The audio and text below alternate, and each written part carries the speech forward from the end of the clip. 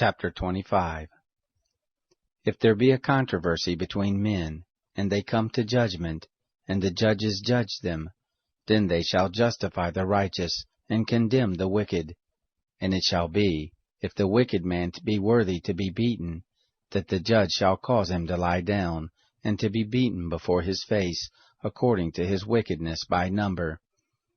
40 stripes he may give him, he shall not exceed, lest if he should exceed, and beat him above these with many stripes, then your brother should seem vile to you. You shall not muzzle the ox when he treads out the grain.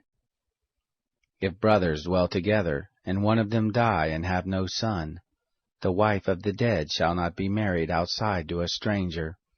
Her husband's brother shall go into her, and take her to him as a wife, and perform the duty of a husband's brother to her.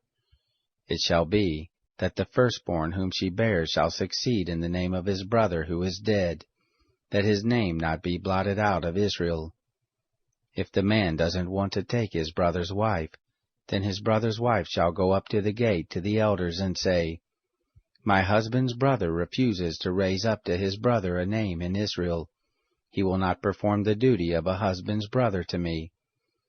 Then the elders of his city shall call him, and speak to him, and if he stands and says, I don't want to take her, then his brother's wife shall come to him in the presence of the elders, and loose his shoe from off his foot, and spit in his face, and she shall answer and say, So shall it be done to the man who does not build up his brother's house. His name shall be called in Israel, the house of him who has his shoe untied. When men strive together one with another, and the wife of the one draws near to deliver her husband out of the hand of him who strikes him, and puts forth her hand, and takes him by the privates, then you shall cut off her hand, your eye shall have no pity.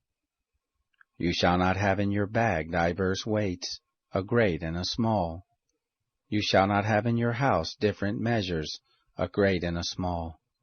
A perfect and a just weight shall you have, a perfect and a just measure shall you have, that your days may be long in the land which the Lord your God gives you. For all who do such things, even all who do unrighteously, are an abomination to the Lord your God. Remember what Amalek did to you by the way as you came forth out of Egypt, how he met you by the way, and struck the hindmost of you, all who were feeble behind you, when you were faint and weary, and he didn't fear God. Therefore it shall be, when the Lord your God has given you rest from all your enemies round about, in the land which the Lord your God gives you for an inheritance to possess it, that you shall blot out the memory of Amalek from under the sky, you shall not forget.